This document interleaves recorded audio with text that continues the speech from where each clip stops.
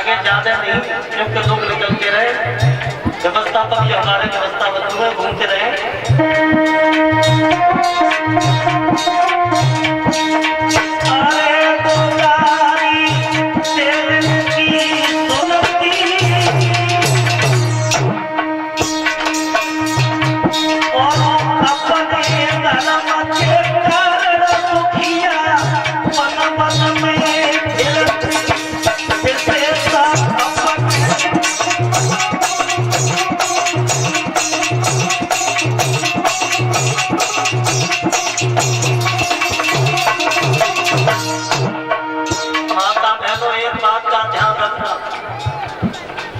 दमयंती ने तेली के घर में जाकर के पति के साथ कोलू में घर करवाई।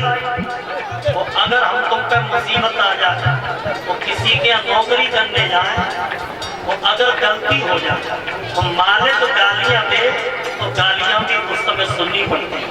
तो उस समय दमयंती की क्या दशा थी? क्या सरसों भटके न जावे न मदीना, क्या सरसों भटके न जावे न मदीना, अरे तेरे मियां गाली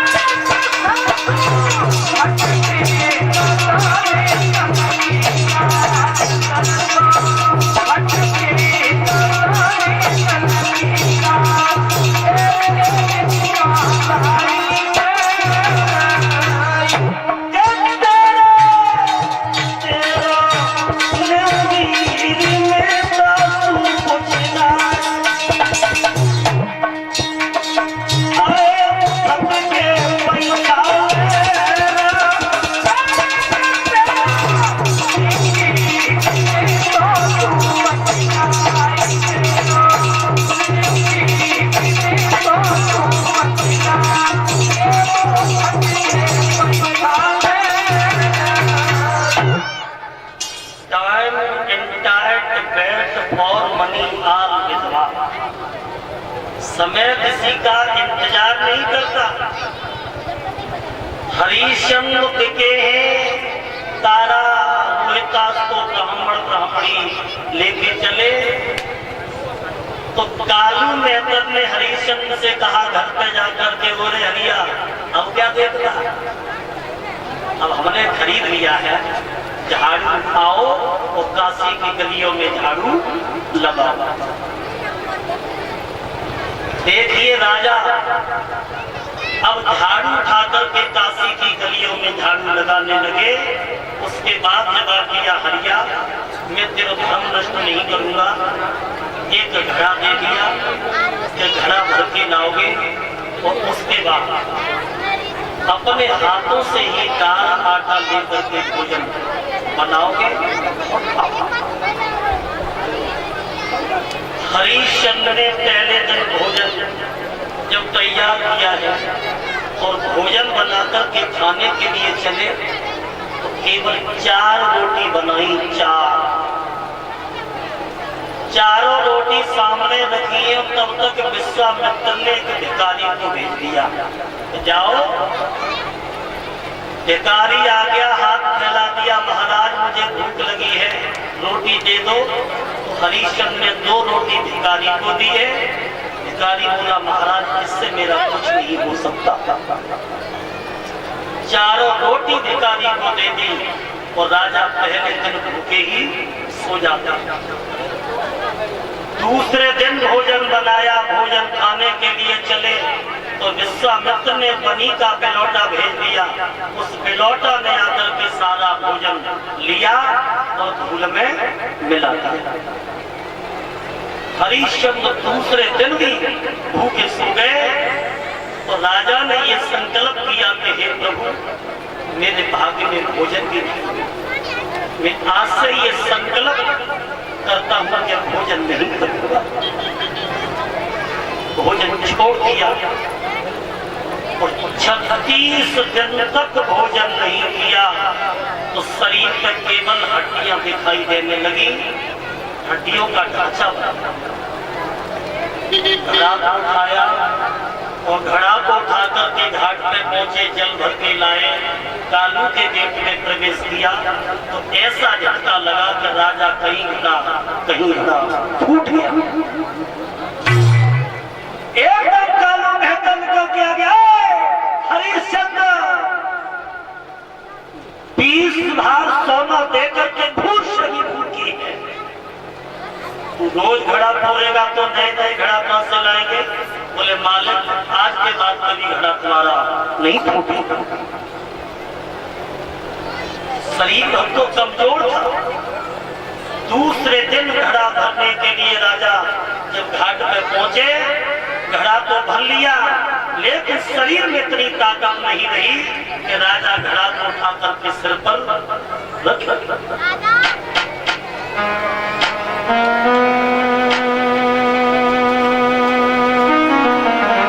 अब सोच रहे राजा कि कोई आ जाता तो मेरा घड़ा उठ जाता। सुबह से लेकर के संध्या होने आई, कोई नहीं आ रहा, अब मेरा घड़ा कैसे उठेगा? भाइयों, संध्या के वक्त रानी तारा भी गागर लेकर के घाट पे आती है।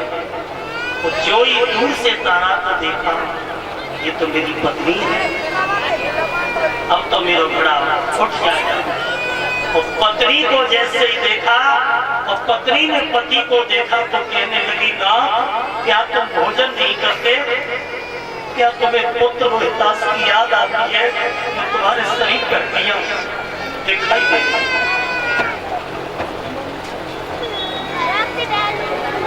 भाइयों, आज हरिश्चंद्र कहने लगे तारा रोहितास की तो याद आती है, लेकिन तुम्हें ये नहीं पता कि मैं इसी घाट पर कब खड़ा।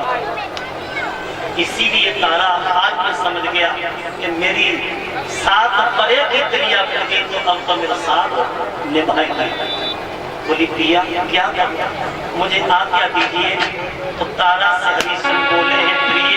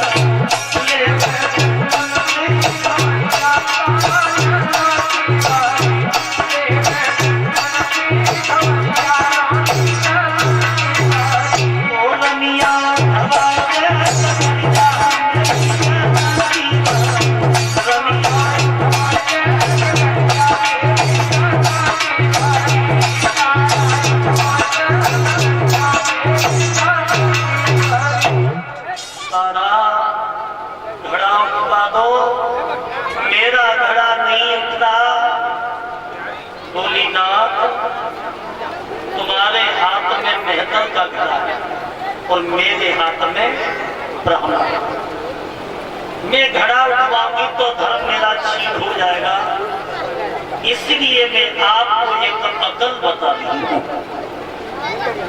कि गहने में घुस जाओ तो घड़ा उठ जाएगा और उतने का सहारा पानी को लगे। आप गहरे जल में घुस जाओ, घड़ा उठ जाएगा।